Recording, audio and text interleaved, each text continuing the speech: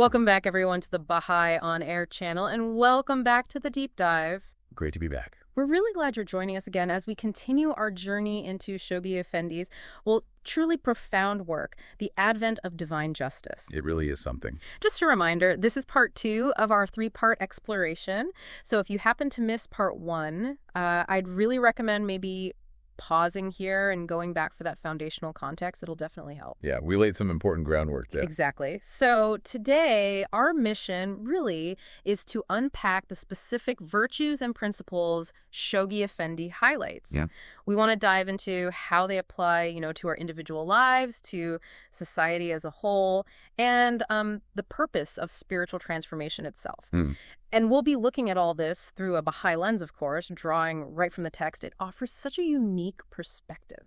Well, what's so powerful, I think, about this text is how Shoghi Effendi, writing as the Guardian, isn't just talking about lofty ideals. He's giving practical, potent guidance. Right. These are like timeless blueprints for navigating the complexities of the modern world. Yep. A clear path for, well, both deep personal change and transforming society. A blueprint, yeah, that's a good way to put it.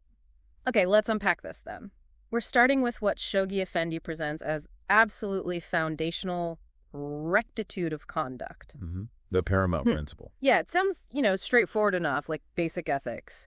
But the way he details it, it feels much bigger, much more demanding than just a simple moral code, doesn't it? Oh, absolutely. It's paramount importance. He really emphasizes that.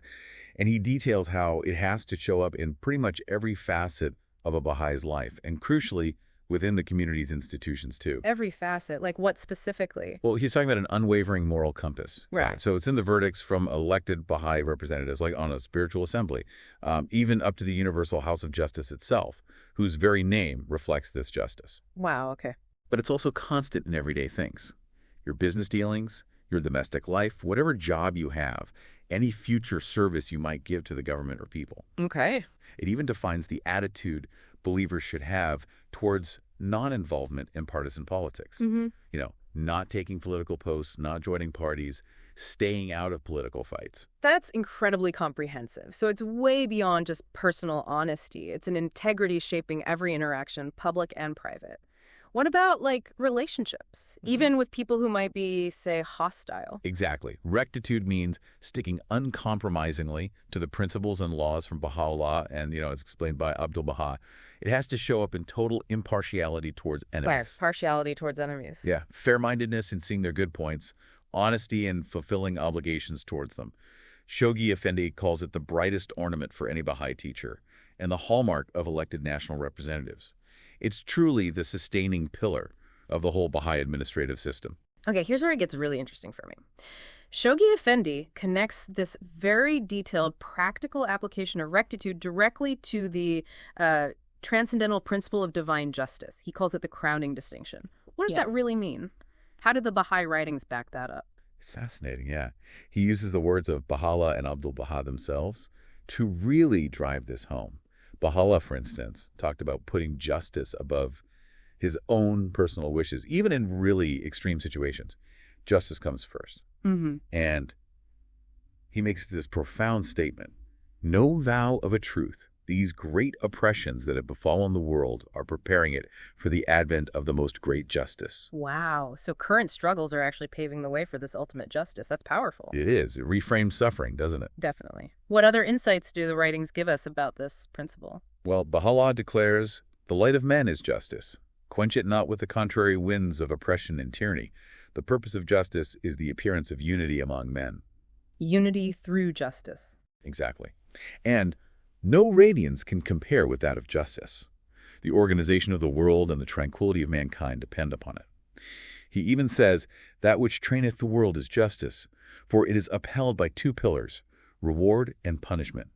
These 2 pillars are the sources of life to the world. Reward and punishment. Interesting. And Abdu'l-Bahá just echoes this enthusiasm, saying, the sun of justice hath risen above the horizon of Baha'u'lláh, for in his tablets the foundations of such a justice have been laid as no mind hath from the beginning of creation, conceived. Unprecedented justice. Right. And he makes this striking point, too. The canopy of existence resteth upon the pole of justice, and not of forgiveness. And the life of mankind dependeth on justice and not on forgiveness. Justice over forgiveness. That's quite a statement. It is. It emphasizes its foundational role. And Shoghi Effendi then directly pleads with the American believers, to uphold this sublime standard. So, if this kind of justice is this crowning distinction, what does this really deep, uncompromising commitment to it in every single part of life actually mean for someone trying to live it today? How does it change you? How does it change a community? It sounds like a huge task, but maybe liberating too. It's definitely both. I think the key thing here is that justice, in the Baha'i view, isn't just legal fairness. It's a core spiritual quality demanding absolute, consistent integrity everywhere. Public life, private life. Right.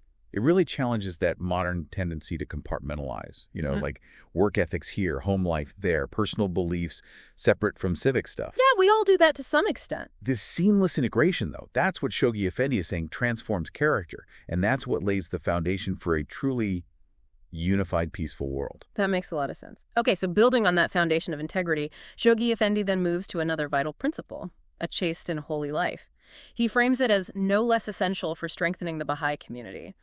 Why this one, especially in the world he was looking at? Well, he saw very clearly forces of irreligion weakening the moral fiber, and this sort of enervating materialism becoming really prevalent.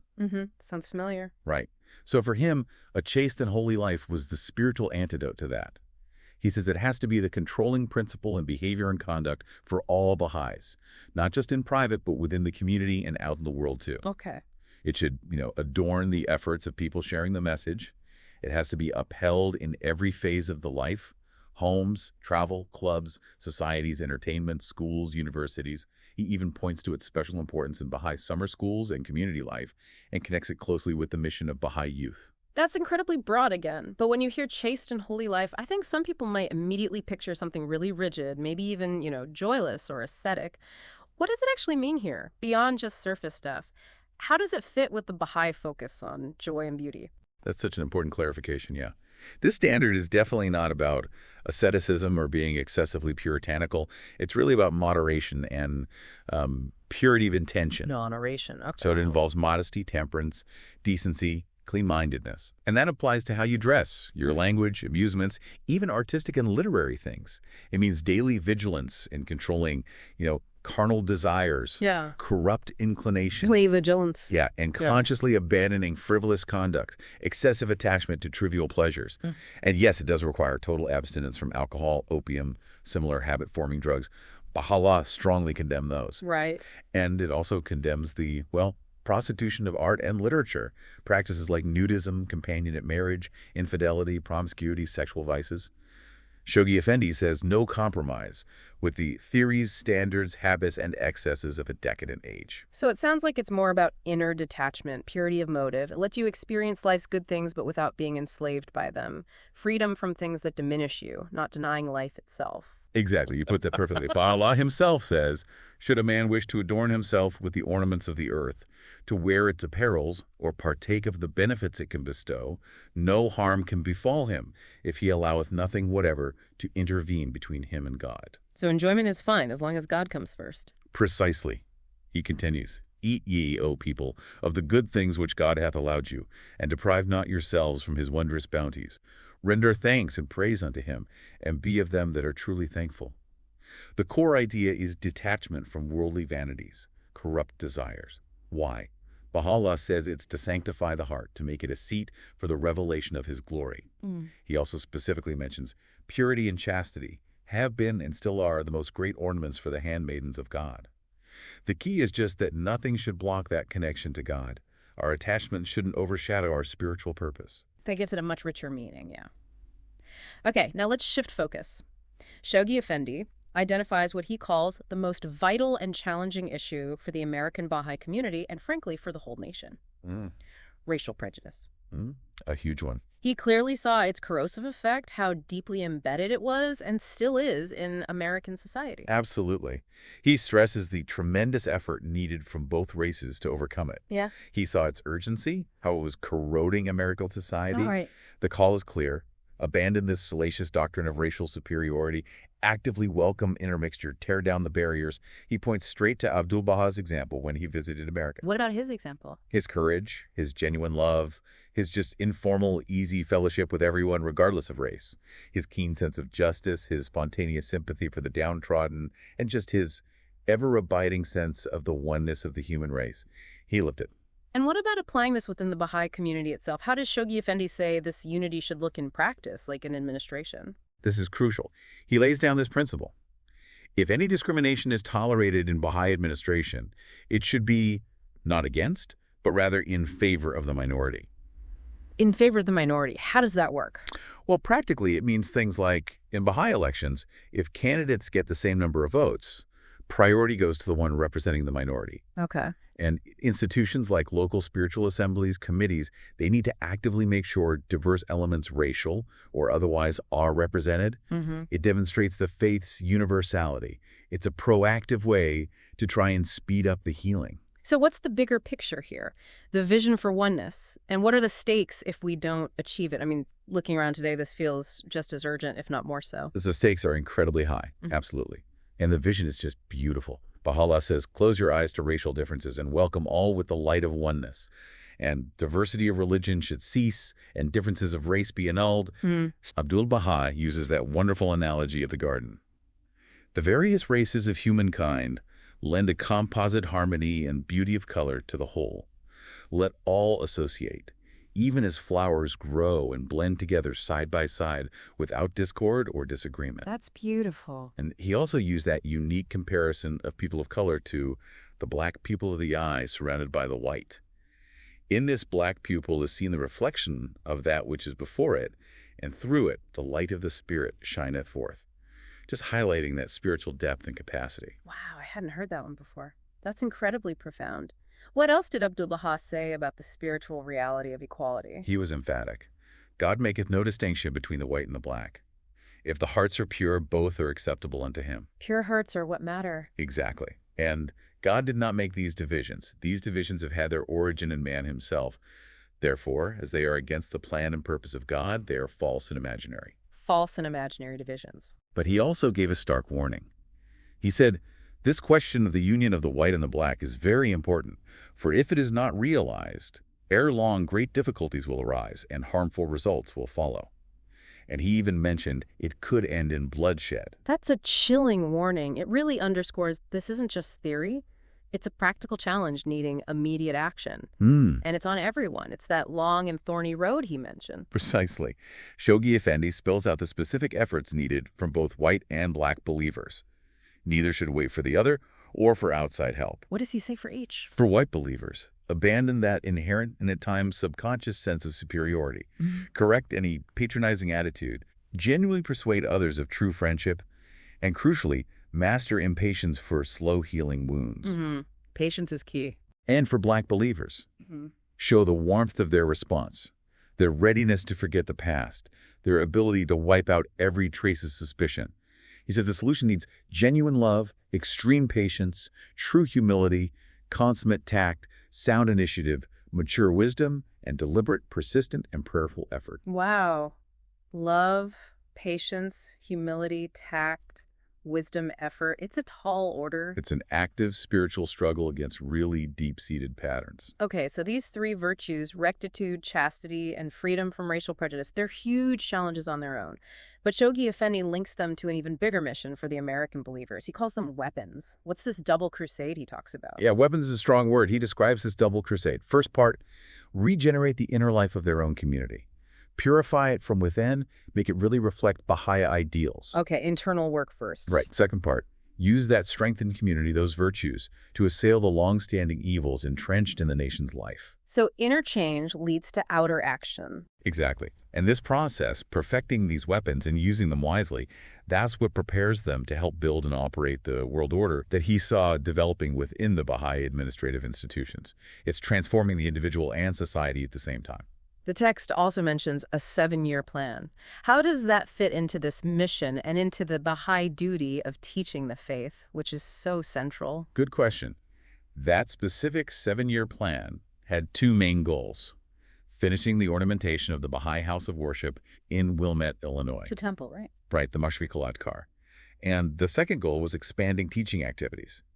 Shoghi Effendi is really clear. The temple is beautiful, yes, but it's mainly an instrument for a more effective propagation of the cause. A tool for teaching. Exactly. He quotes Baha'u'lláh, "God hath prescribed unto everyone the duty of teaching his cause," and calls it the most meritorious of all deeds. And the key word there is everyone. Everyone, regardless of background. Yes. Humble origins, limited experience, not much money, poor education, busy lives, difficult circumstances, none of that matters. He points out that high positions don't automatically mean more influence. Sometimes the lowliest adherents achieve amazing things, even more than the learned. Like Peter, maybe. He uses that example, yes. Yeah.